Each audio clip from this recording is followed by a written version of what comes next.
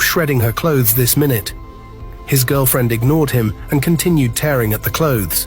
Desmond tried to stop her, but she started fighting him.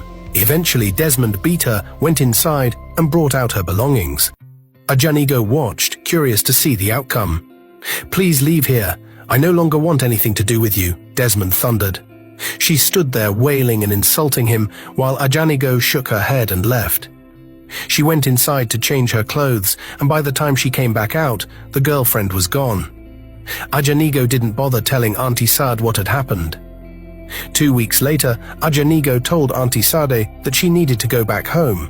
Though Auntie Sade tried to convince her to stay, Ajanigo was determined to return home and inform Desmond's father of everything that had transpired. Understanding this, Auntie Sade gave her a large sum of money and told her to feel free to visit any time. The next day, Auntie Sade took Ajanigo and her children to the park. A few hours into the journey, their vehicle was attacked by robbers. The driver maneuvered into the bush, and as soon as he parked, all the passengers ran into the bush, abandoning their bags, including Ajanigo and her twins. She carried them and ran as fast as she could into the depths of the forest, eventually stopping in the middle of nowhere. Her children began to cry, and in her confusion, Ajanigo started crying too. "Who's there? What are you doing here?" a voice called out. Terrified, Ajanigo fell to her knees. "Please have mercy on us," she begged. A man emerged from the bushes. No, get up, please. I mean no harm. I'm only here to gather herbs. How did you get here?" he asked. Ajanigo explained everything, and the man kindly helped carry one of her twins and took them to his home. It was already 7 p.m. He gave them food, but as they were eating, Ajanigo overheard his wife expressing her concern. "Where exactly did you bring her from? You know the Oro festival, also known as the No Woman, No Stranger festival, started 2 nights ago, and strangers are forbidden from visiting anyone's home during this period." "I don't want the anger of the gods," she lamented. "Keep quiet. Are you the one who's going to tell the chief priest that I brought a stranger home? We took the back road, and nobody saw us. Just keep that mouth of yours shut," he thundered. "I don't want any trouble," his wife muttered. Ajanigo didn't know whether to run or stay because she was well aware of the Oro festival. Fear gripped her and she could no longer eat, but even if she decided to leave, where would she go? A few minutes later, the man showed her to a room where she could stay the night. About an hour later, the man's son came running into the compound, shouting, "Baba! Baba!" Ajanigo heard him from her room and grew more terrified. "What is it?" the man asked, his voice booming. "The Oro people are on their way here," the boy replied, panting. "Jesus," Ajanigo murmured under her breath. The man, his wife, and the rest of the family gathered outside the house, waiting for the Oro men. "Good evening to everyone," the Oro men greeted. Ajanigo could hear them from her room. She stood there, trembling, praying that her children would stay asleep. "We received information that you're harboring a stranger." "How true is that?"